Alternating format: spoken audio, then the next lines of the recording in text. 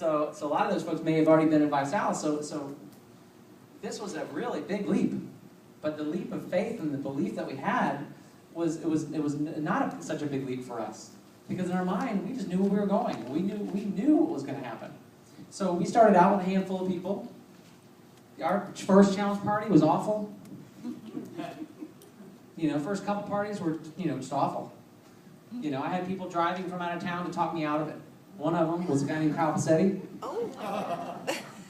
that literally drove an hour and a half to sit down with me and try to talk me out of leaving corporate because it was awful time and telling me the same thing everybody else was telling me. I told Kyle, if you knew what I knew, brother, you'd be doing what I'm doing right now. And sure enough, he was open to finding out enough about what I knew, and a couple months later, he decided this was a smart thing for him to do. And and then Jacksonville started coming on the map, and then a few people turned into more people, and because we believed what was possible, and we had a vision of where we were going.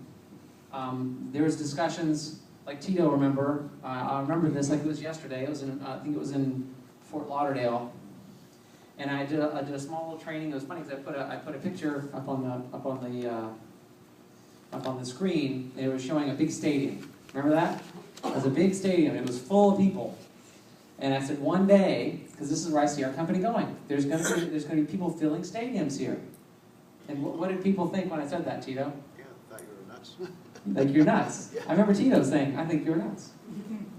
And sure enough, I think it was maybe a year and a half later. We put people in a stadium, and it's just about that belief and understanding and materializing where we were going to go, and what the possibility was, and where did this all come from? We weren't deserving than any one of you. We just made the decision, and maybe it was because we were just so fed up, and we're not fed up. We just knew once again when